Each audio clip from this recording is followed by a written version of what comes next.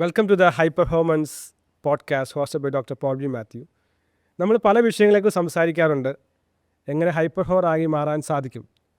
നമ്മുടെ ജീവിതത്തിൽ നല്ലൊരു സമയവും നാം ചെലവഴിക്കുന്നത് ഓഫീസുകളിലാണ്. എന്നാൽ അവിടെ എങ്ങനെ ഹൈ പെർഫോമർ ആയി മാറാൻ സാധിക്കുന്ന വിഷയത്തെക്കുറിച്ചാണ് സംസാരിക്കാൻ ആഗ്രഹിക്കുന്നത്. അവിടെ ബന്ധങ്ങളിൽ എങ്ങനെ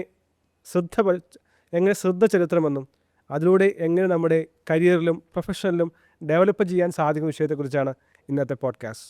റിലേഷൻഷിപ്സ് ഇൻ ഓഫീസ്, അതിലൂടെ എങ്ങനെ ടീമുകളെ ബിൽഡ് ചെയ്യാം, എങ്ങനെ നമ്മുടെ പേഴ്സണലി പ്രൊഫഷണലി ഗ്രോ ചെയ്യാമെന്നുള്ളതാണ്. നമ്മളൊപ്പം സുപരിചിതനായ ഡോക്ടർ മനു മെലു ജോയിയാണുള്ളത്.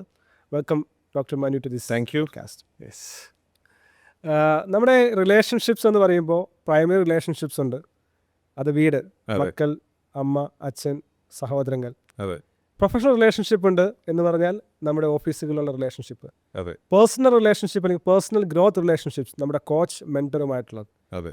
ഇതിൽ മനുഷ്യർ ഭൂരിഭാഗവും സമയം ചെലവിടുന്ന ഒരു സ്ഥലം എന്ന് പറയുന്നത് ഓഫീസാണ്. അതെ. പകൽ സമയം അതല്ലെങ്കിൽ പ്രൊഡക്റ്റീവായിട്ടുള്ള സമയത്തിൻ്റെ നല്ലൊരു ഭാഗവും ചിലവാക്കുന്നത് ഓഫീസുകളിലാണ്.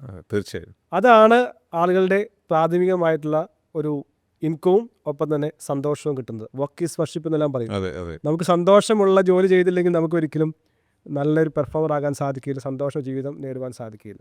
ഇന്ന് നമുക്ക് ആ വിഷയത്തിൽ സംസാരിക്കാം. ഞാൻ എൻ്റെ പോഡ്കാസ്റ്റുകളെല്ലാം ആളുകളെ എങ്ങനെ എംപവർ ചെയ്യാൻ സാധിക്കും, ഏത് മേഖലയിലാണോ, അത് ഫാമിലി ആയിക്കൊള്ളട്ടെ, ഓഫീസ് ആയിക്കോട്ടെ, സൊസൈറ്റി ആയിക്കൊള്ളട്ടെ, അവിടെ ടോപ്പ് പെർഫോമറായി മാറാൻ സഹായിക്കുന്ന കോച്ചിങ്ങാണ് ഞാൻ കൊടുത്തുകൊണ്ടിരിക്കുന്നത്. അതെ. അപ്പോൾ ആ ഒരു കോണ്ടെക്സ്റ്റിൽ ഇന്ന് നമ്മൾ സംസാരിക്കുന്നത് എങ്ങനെ ഒരു വ്യക്തിക്ക് ഏറ്റവും മികച്ച പെർഫോമറായി മാറുവാൻ സാധിക്കും.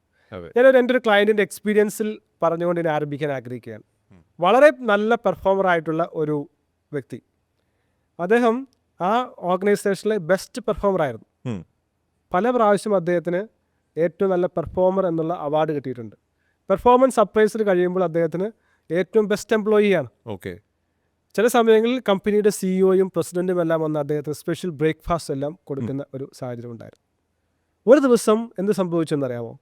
എന്തോ ഒരു മിസ്റ്റേക്ക് പറ്റി അദ്ദേഹത്തെ ആ കമ്പനിയിൽ നിന്ന് അവർ പറഞ്ഞു വിട്ടു.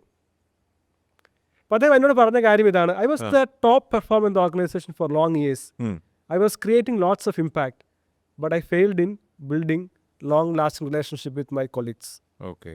അപ്പോൾ അദ്ദേഹം പറഞ്ഞത്, ആ ഒരു പ്രശ്നം വന്നു കഴിഞ്ഞപ്പോൾ വലിയ പ്രശ്നമൊന്നും അല്ലാതെ കൂടെയും എൻ്റെ കൂടെ നിൽക്കാനായിട്ട് ആരും ഉണ്ടായില്ല. I was only focusing on building my skills, but I failed in my relationships. അപ്പോൾ അതൊരു വളരെ ഒരു പ്രധാനപ്പെട്ട കാര്യമായിട്ട് ഈ കാലഘട്ടങ്ങളിൽ നാം ചിന്തിക്കേണ്ട കാര്യമാണ്. How to build relationships in organisation. തീർച്ചയായും. അത് നമ്മൾ ചിലപ്പോൾ സോഷ്യൽ ക്യാപിറ്റൽ എന്ന് പറയും, ഇമോഷണൽ ക്യാപിറ്റൽ എന്ന് പറയും. എത്രമാത്രം പ്രാധാന്യമാണ് ആ ഒരു ചോദ്യത്തോടെ ആരംഭിക്കാം. Whether it is skill or relationship that is important in organisation. നമ്മൾ ലോക ചരിത്രം എടുത്തു കഴിഞ്ഞാൽ നമ്മുടെ എല്ലാ ചരിത്ര വിജയങ്ങളുടെയും പിന്നിൽ ഒരു വ്യക്തിയല്ല, ആ വ്യക്തിയെ ആ ചരിത്ര വിജയത്തിലേക്ക് എത്തിച്ച ഒരു കൂട്ടം ആളുകളുണ്ട്, ഒരു ടീമുണ്ട്. അപ്പോൾ നിങ്ങൾക്ക് ഈ ലോകത്തിൽ ഒരു വിജയി ആകണമെങ്കിൽ, ഒരു ഇമ്പാക്റ്റ് ക്രിയേറ്റ് ചെയ്യണമെങ്കിൽ നിങ്ങൾ ഒറ്റയ്ക്ക് ഒരിക്കലും അത് ചെയ്യാൻ സാധിക്കില്ല. നിങ്ങളുടെ കൂടെ ആരൊക്കെയുണ്ട്, അവർ എന്തൊക്കെയാണ് നിങ്ങൾക്ക് വേണ്ടി ചെയ്യാൻ തയ്യാറായിട്ടുള്ളത്, അവരുടെ ഒരു അണ്ടർസ്റ്റാൻഡിങ് നമുക്കുണ്ടെങ്കിൽ മാത്രമേ നമുക്ക് വിജയിക്കാൻ സാധിക്കുകയുള്ളൂ. അപ്പോൾ നമുക്ക് ലോകത്തിലെ ഏറ്റവും സക്സസ്ഫുൾ ആയിട്ടുള്ള ഒരു 3 സ്റ്റോറീസ് നമുക്ക് പറഞ്ഞു കഴിഞ്ഞാൽ, 4000 വർഷങ്ങൾക്ക് മുമ്പ് ലോകാത്ഭുതങ്ങളിൽ ഒന്നായിട്ട് ഇപ്പോൾ കരുതപ്പെടുന്ന ഈജിപ്തിലെ പിരമിഡ്, അതെന്തുകൊണ്ടാണ് ഒരു ലോകാത്ഭുതമായി കരുതുന്നത്? കാരണം 4000 വർഷങ്ങൾക്ക് മുമ്പ് 30,000 പേർ 26 വർഷം കഠിന പ്രയത്നം ചെയ്തതിന് ശേഷമാണ് അത്രയും വലിയൊരു സ്ട്രക്ചർ ക്രിയേറ്റ് ചെയ്യാൻ സാധിച്ചത്. ആ വലിയ സ്ട്രക്ചർ എന്ന് പറഞ്ഞാൽ ഏകദേശം 2.3 മില്യൺ ബ്ലോക്സ് വെച്ചിട്ടാണ് അതുണ്ടാക്കിയിരിക്കുന്നത്. ഓരോ ബ്ലോക്കിനും 2.5 ടൺ ആണ് വെയിറ്റ്. അപ്പോൾ ഇതുപോലെ ഒരു ഇമ്പോസിബിളാണ്. ഇപ്പോൾ പോലും ഇത്രയും വലിയൊരു വോളിയം ഓഫ് വർക്ക് എങ്ങനെ ചെയ്യും എന്നുള്ളത് ആൾക്കാർക്ക് ചിന്തിക്കുന്നതിനും അപ്പുറത്തുള്ളൊരു കാര്യമാണ്. അത് 4000 വർഷങ്ങൾക്ക് മുമ്പ് നടത്തിയെങ്കിൽ അതാണ് ലോകത്തിലെ ഏറ്റവും വലിയ ആദ്യത്തെ ഒരു ടീം എഫേർട്ടിൻ്റെ ഉദാഹരണം എന്ന് പറയുന്നത്. ഇപ്പോഴും 4000 വർഷങ്ങളെ അതിജീവിച്ച് ഒരു ലോക അത്ഭുതമായിട്ട് പിരമിഡ് നിലനിൽക്കുന്നുണ്ടെങ്കിൽ, ഇപ്പോഴും ലക്ഷക്കണക്കിന് ആളുകൾ ആ അത്ഭുതം കാണാനായിട്ട് ഈജിപ്തിൽ പോകുന്നുണ്ടെങ്കിൽ, അത് തന്നെ ഒരു പ്രൂഫാണ് ടീം വർക്കിൻ്റെ വിജയം. വളരെ ക്ലിയർ ആയിട്ടുള്ള മെസ്സേജാണ്. അതെ. ശക്തമായിട്ടുള്ള ഈവൻ ജീവിതത്തിൽ അത്ഭുതങ്ങൾ വരെ സൃഷ്ടിക്കാൻ സാധിക്കുന്ന ഒരു കാര്യമായിരിക്കും how you can work in A team. അതെ, ഒരു ടീമിൽ വർക്ക് ചെയ്യാൻ സാധിക്കുന്ന ആൾക്ക് എത്രമാത്രം നന്നായി വർക്ക് ചെയ്യാൻ സാധിക്കുമോ, എത്രമാത്രം നന്നായി ലീഡ് ചെയ്യാൻ സാധിക്കുമോ, അതാണ് പ്രധാനപ്പെട്ട ഫാക്ടർ. എപ്പോഴും എൻ്റെ കോച്ചിങ് വരുന്ന ആളോട് പറയുന്ന കാര്യമാണ്, നിങ്ങൾക്കൊരു സക്സസ്ഫുള്ളായ ആളായി പോകാം, പക്ഷേ നിങ്ങൾക്ക് ഉയരങ്ങളിലേക്ക് പോകണമെങ്കിൽ 10 ഇരട്ടി മാറ്റം ഉണ്ടാക്കണമെങ്കിൽ നിങ്ങൾ പഠിക്കേണ്ട കാര്യമാണ് ലീഡ് എ ടീം, ലീഡർഷിപ്പ്. അതെ, ഒരു വ്യക്തിയായി നമുക്ക് നല്ല പെർഫോമറായി മാറാൻ സാധിക്കും. പല സംഭവങ്ങൾ ഞാൻ ആദ്യം പറഞ്ഞ ക്ലയൻറ്റിന് സംഭവിച്ചതാണ്. അതെ, അതെ, ബൈ ഇൻഡിവിജ്വൽ അദ്ദേഹത്തിൻ്റെ KPയിലെല്ലാം അദ്ദേഹം ശക്തനായിരുന്നു. പക്ഷേ once he inducted into a team അദ്ദേഹത്തിന് പെർഫോം ചെയ്യാനായിട്ട് സാധിച്ചില്ല. അപ്പോൾ ഒരു പക്ഷേ ഒരു കീ സ്റ്റോൺ ആയിട്ടുള്ളൊരു ടേമായിരിക്കും പറഞ്ഞത് how A person behave in A team. എത്രമാത്രം ആ ടീമിനെ ഗൈഡ് ചെയ്യാനും ലീഡ് ചെയ്യാനും മെൻറ്റർ ചെയ്യാനും സാധിക്കുമെന്നുള്ള ആ സിദ്ധാന്തം. Correct. ഹാർവേർഡിൽ വളരെ മനോഹരമായിട്ടുള്ളൊരു അനാലജി ഉണ്ട്, എലിഫന്റ് ആൻഡ് റൈഡർ എന്ന് പറയുന്ന ഒരു അനാലജി. ഒരുപക്ഷെ കേട്ടിട്ടുണ്ടാവും. എലിഫന്റ് എന്ന് പറയുന്നത് വളരെ ശക്തനായിട്ടുള്ള ഒരു ജീവിയാണ്. അതെ. അപ്പോൾ ഒരു ചോദ്യമുണ്ട്, ഒരു എലിഫന്റും പാപ്പാനും, ആനയും പാപ്പാനും സ്വിച്ച് എന്ന് പറഞ്ഞ മൂവിയിൽ ഡാൻ ആൻഡ് ചിപ്പ് ഹീത്ത് പറഞ്ഞിട്ടുള്ളൊരു അനാലജിയാണ്. നമ്മുടെ എന്താണ് ഇമോഷണൽ ആൻഡ് ഇൻ്റലക്റ്റ്. ഇമോഷനാണ് എലഫൻറ്റ്, ഇൻ്റലക്റ്റ് ആണ് റൈഡർ.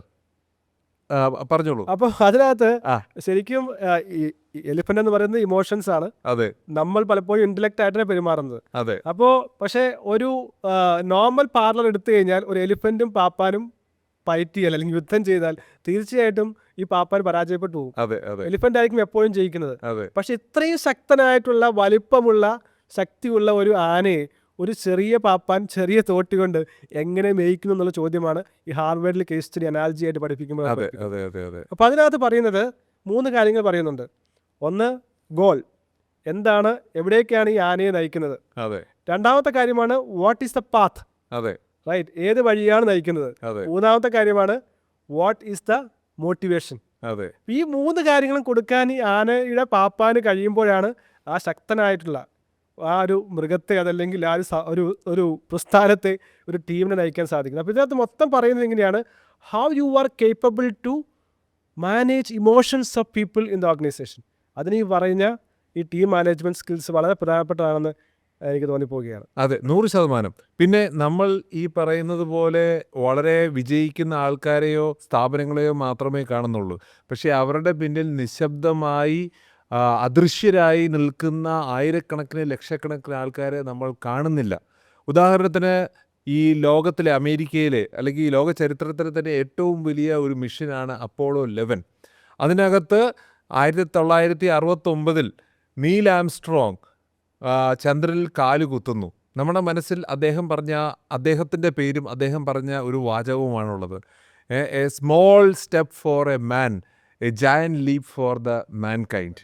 പക്ഷേ അദ്ദേഹത്തിൻ്റെ കൂടെ ആ മിഷനിൽ 2 പേരും കൂടി ഉണ്ടായിരുന്നു, ബസ് ആൽഡ്രിനും കോളിൻസും. പക്ഷേ ഇവരുടെ 3 പേരുടെയും പേരുകൾ മാത്രമേ നമ്മുടെ മനസ്സിൽ റെക്കോർഡഡ് ആയിട്ടുള്ളൂ. പക്ഷേ നാസയിൽ 1961 മുതൽ ജോൺ എഫ് കെന്നഡിയുടെ ആ ഒരു മോട്ടിവേഷൻ്റെ ആ ഒരു പിൻബലത്തിൽ 4 ലക്ഷത്തിൽ പരം എൻജിനീയേഴ്സും സ്റ്റാറ്റിസ്റ്റീഷ്യൻസും ആളുകളുമാണ് അവിടെ വർക്ക് ചെയ്തിരുന്നത്. അവിടുത്തെ ഏറ്റവും ചെറിയ ആളുടെ മനസ്സിൽ പോലും മനുഷ്യനെ ചന്ദ്രനിലെത്തിക്കണമെന്നുള്ള ആ ലക്ഷ്യമുണ്ടായിരുന്നു. അത് ഒരു ഫേമസ് സ്റ്റോറിയുണ്ട്. അവിടെ ജോൺ എഫ് കെന്നഡി നാസയിൽ വിസിറ്റ് ചെയ്തപ്പോൾ അവിടെ ഒരു തൂപ്പുകാരനെ കണ്ടു. അപ്പോൾ ആ തൂപ്പുകാരോട് ചോദിച്ചു, നിങ്ങൾ എന്താണ് ഇവിടെ ചെയ്യുന്നതെന്ന്. അപ്പോൾ അദ്ദേഹം പറഞ്ഞ മറുപടി ഇതാണ്, I am helping to put man on moon. അവിടുത്തെ ഒരു സാധാരണ തൂപ്പുകാരന് പോലും നാസയുടെ അതേ മിഷനായിരുന്നു ഉണ്ടായിരുന്നത്. അതാണ് ഒരു സക്സസ്ഫുൾ ടീമിൻ്റെ ഏറ്റവും ഇമ്പാക്റ്റ്ഫുൾ ആയിട്ടുള്ള റിസൾട്ട് എന്ന് പറയുന്നത്. CEO മാത്രം ചിന്തിച്ചാൽ പോരാ, CFO മാത്രം ചിന്തിച്ചാൽ പോരാ, ടോപ്പ് മാനേജ്മെൻറ്റ് മാത്രം ചിന്തിച്ചാൽ പോരാ.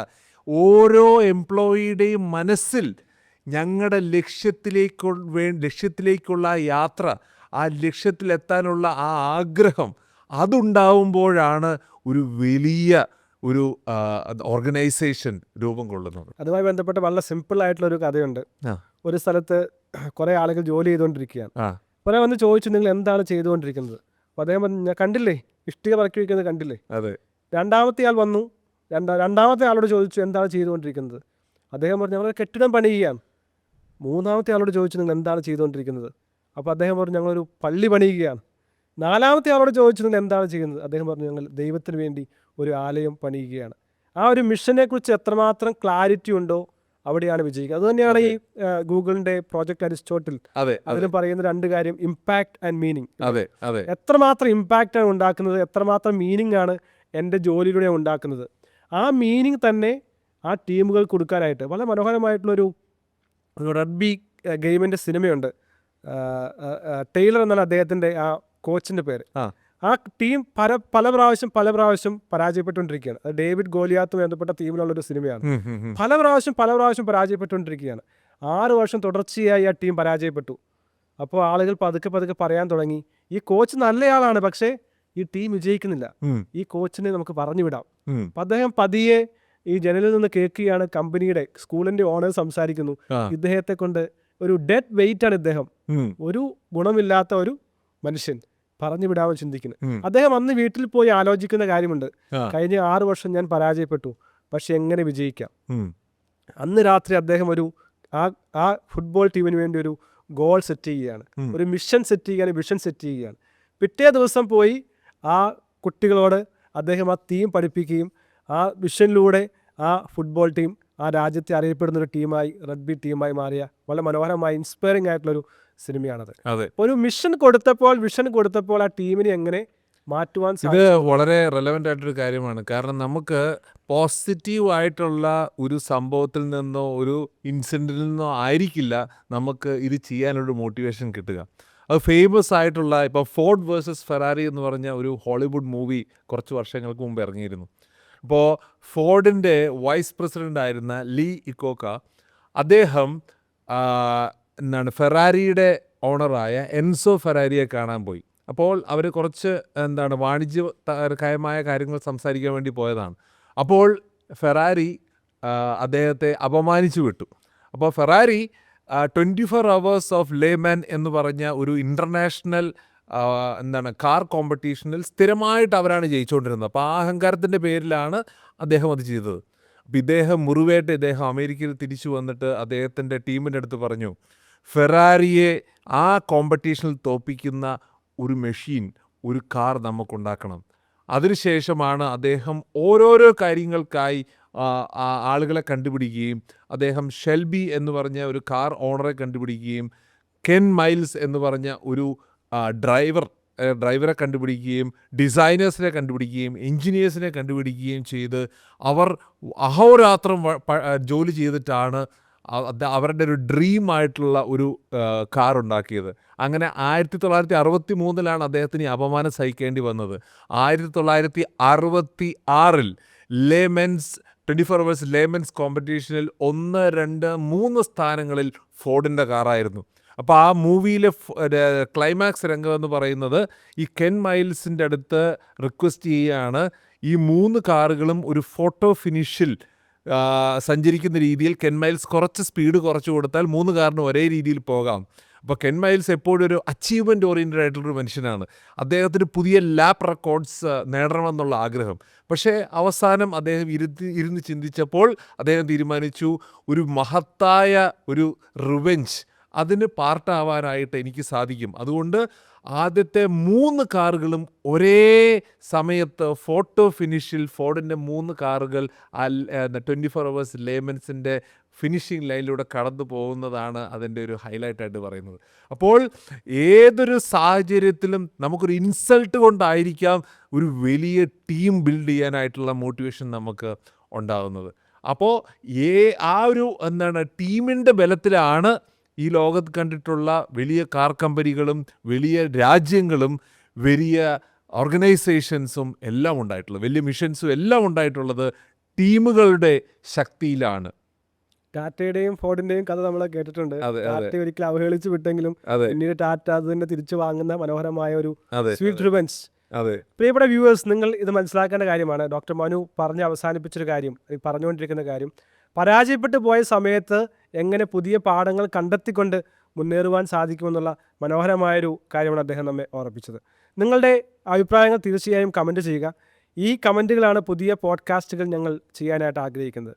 ഒരു ഹൈ പെർഫോമൻസ് കോച്ച് എന്ന നിലയിൽ നിങ്ങളെല്ലാവരെയും ഹൈ പെർഫോമറാക്കി മാറ്റാൻ ഹെൽപ്പ് ചെയ്യുന്ന വീഡിയോകൾ, എക്സ്പേർട്സ്, ടോപ്പിക്കുകളാണ് നമ്മളിവിടെ ചർച്ച ചെയ്യുകയും സംസാരിക്കുകയും ചെയ്യുന്നത്. നിങ്ങൾക്ക് തീർച്ചയായും നിങ്ങളുടെ പ്രധാനപ്പെട്ട വിഷയങ്ങൾ എനിക്ക് പേഴ്സണലായി കമൻറ്റ് ചെയ്യാൻ സാധിക്കും. ഒപ്പം തന്നെ യൂട്യൂബിൽ കമൻറ്റായി ഇടാൻ സാധിക്കും. കഴിഞ്ഞ 10 വർഷത്തിനിടെ 15 പുസ്തകങ്ങളും 1400-ലധികം യൂട്യൂബ് വീഡിയോകളും ഞാൻ നിങ്ങൾക്ക് നൽകി. എൻ്റെ പുസ്തകങ്ങളായ ഹാബിറ്റ് ബിൽഡർ, മനസ്സിൻ്റെ യജമാനാകാം, ടൈം മാസ്റ്ററി ബ്ലൂ പ്രിന്റ്, ദൈവത്തെ തോൽപ്പിച്ച സാത്താൻ, യൂണിവേഴ്സൽ ലോസ് എന്നിവയെല്ലാം വളർച്ചാ നിയമങ്ങൾ പഠിപ്പിക്കുന്നു. ഇത്രയധികം അറിവ് നേടിയിട്ടും ആളുകൾ ചോദിക്കുന്ന ഒരു ചോദ്യമുണ്ട്: വളർച്ച മൈക്രോ തലത്തിലാണ് സംഭവിക്കുന്നതെന്ന് ഞാൻ തിരിച്ചറിഞ്ഞു. നോളജ് പോരാ, അത് എക്സിക്യൂട്ട് ചെയ്യാൻ മൈക്രോ ലെവൽ സിസ്റ്റമാണ് ആവശ്യം. അങ്ങനെയാണ് എൻ്റെ 15 പുസ്തകങ്ങളെയും 25 അന്താരാഷ്ട്ര പ്രബന്ധങ്ങളെയും എല്ലാ അറിവുകളും ഫ്യൂഷൻ ചെയ്തുകൊണ്ട് ഞാൻ മൈക്രോ അസെന്റ് മെത്തേഡ് രൂപപ്പെടുത്തിയത്. നിങ്ങളുടെ ശീലങ്ങൾ, മെന്റൽ സ്ട്രെങ്ത്, എക്സിക്യൂഷൻ ഇവയെല്ലാം ഒരുമിച്ച് സ്ട്രക്ചർഡ് ആക്കുന്ന ഒരു സിസ്റ്റമാണിത്. ഇത്രയും പ്രൂണായ അതോറിറ്റിയുടെ പിന്തുണയുള്ള ഒരു സിസ്റ്റം നിങ്ങൾക്ക് ലോകത്ത് മറ്റൊരിടത്തും കാണാൻ സാധിക്കുകയില്ല. തെളിയിക്കപ്പെട്ട വഴിയിലൂടെ നിങ്ങൾക്ക് വളരണമെങ്കിൽ എൻ്റെ 45 മിനിറ്റ് കൺസൾട്ടേഷൻ ഇപ്പോൾ തന്നെ ബുക്ക് ചെയ്യുക. നമുക്ക് നേരിൽ കാണാം.